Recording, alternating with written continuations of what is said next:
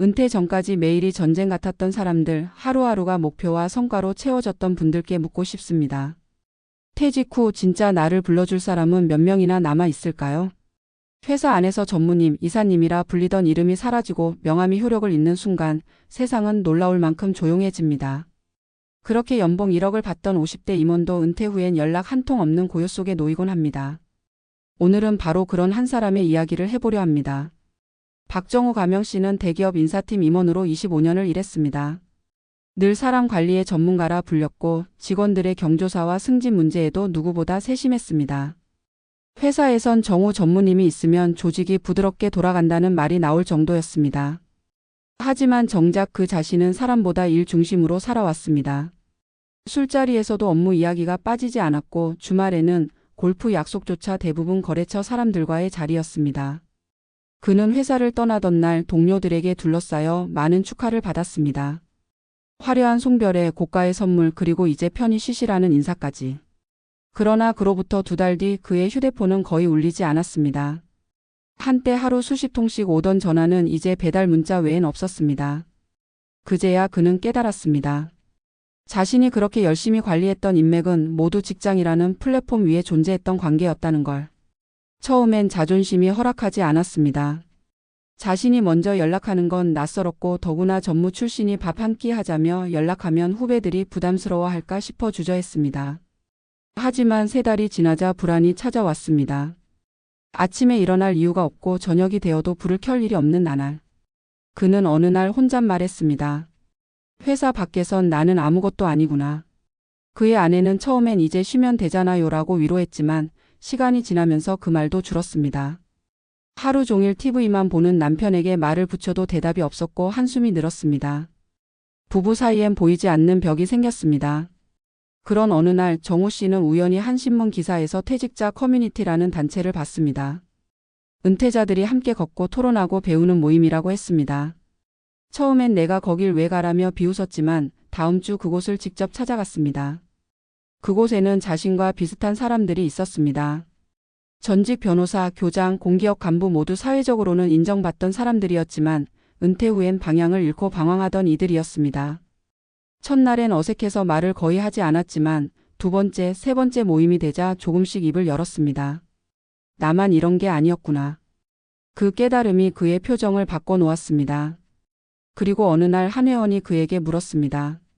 전무님은 사람 보는 눈이 있으시잖아요. 우리 모임 인사 담당 좀 맡아주시면 안 돼요? 그날 이후 그는 다시 살아났습니다. 작은 역할이었지만 자신이 누군가에게 필요한 사람이라는 감각이 되살아났습니다.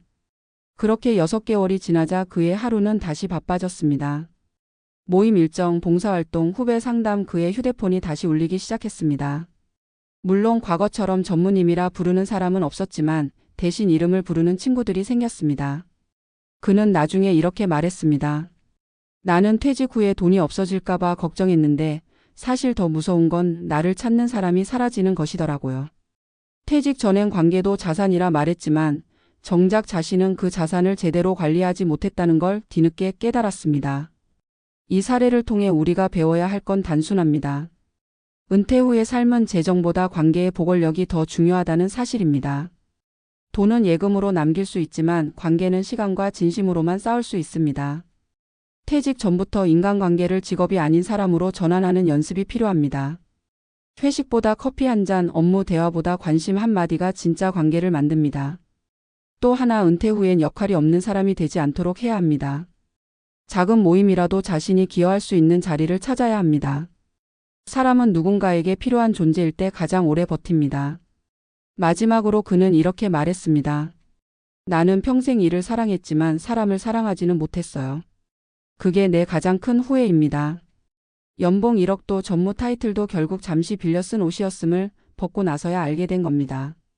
우리에게 필요한 건 화려한 마지막이 아니라 오래가는 관계의 시작입니다. 퇴직을 앞두고 있다면 오늘 연락 한 통만 먼저 해보세요. 직함이 아닌 이름으로, 부탁이 아닌 안부로. 그 한 통이 은퇴 후 인생의 첫 번째 안전망이 될지도 모릅니다. 은퇴 후에 찾아오는 공허감은 단순히 일이 사라져서가 아니다. 인간이 자신을 사회와 연결하던 끈이 끊어질 때 비로소 느끼는 존재의 상실감 때문이다. 우리는 직장이라는 울타리 속에서 함께 있음을 당연하게 누렸다. 매일 아침 인사를 나누고 회의 중 웃음을 공유하며 불만을 털어놓을 상대가 있었다. 하지만 퇴직과 동시에 그 관계망은 사라진다.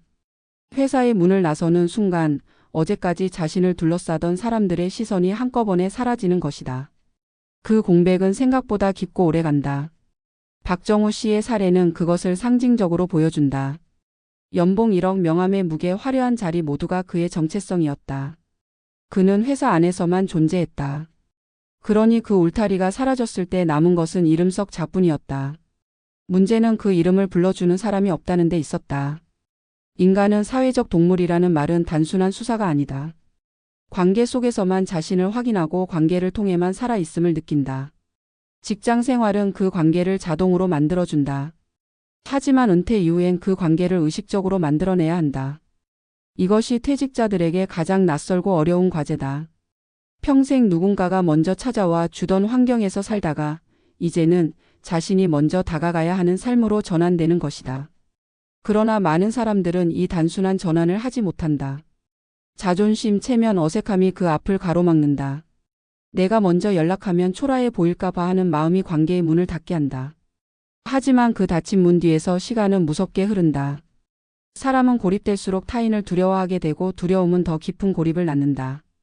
이것이 은퇴 후 외로움의 악순환이다. 정우 씨는 결국 그 고리를 끊기 위해 스스로 움직였다. 퇴직자 모임을 찾아간 그의 선택은 단순한 취미생활이 아니었다. 그것은 자신이 사회적 존재로 다시 서려는 몸부림이었다. 그리고 그 안에서 다시 역할을 부여받았을 때 그는 비로소 회복되었다. 인간은 쓸모 있는 존재로 느껴질 때 자기 존중감을 되찾는다. 중요한 건 그 쓸모가 크고 작음이 아니다. 한 모임의 인사 담당이든 지역 커뮤니티의 자원봉사자이든 자신의 존재가 누군가에게 의미 있는 순간이 생기면 삶의 에너지가 달라진다. 우리가 은퇴를 두려워하는 이유는 돈 때문만이 아니다. 그 뒤에 숨어있는 두려움은 사회로부터의 분리, 즉 무용해지는 감각이다. 그래서 은퇴 준비는 재정 설계만으로는 완성되지 않는다. 관계의 재구축, 정체성의 재정의 역할의 재발견이 필요하다. 특히 5060대 중간 관리자층은 이 전환이 더욱 어렵다. 평생 권위와 위치로 인정받아왔기 때문이다. 하지만 은퇴 후의 사회에서는 그런 권위가 통하지 않는다. 오히려 겸손과 경청, 유연함이 관계를 이어주는 새로운 힘이 된다. 퇴직 전후의 성공 방정식이 완전히 달라지는 것이다. 이제 한국 사회도 빠르게 고령화되면서 이런 심리적 공백을 겪는 은퇴자들이 급격히 늘고 있다.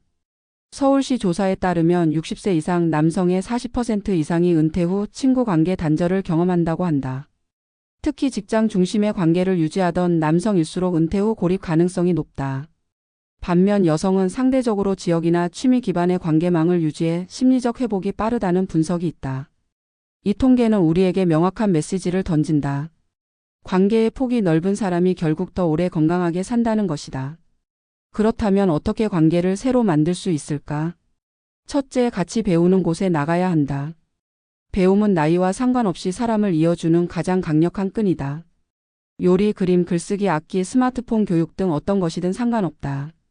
중요한 건 자신이 배우는 자리에서 타인과 자연스럽게 대화할 수 있다는 점이다. 둘째, 자신이 가진 경험을 나눌 곳을 찾아야 한다.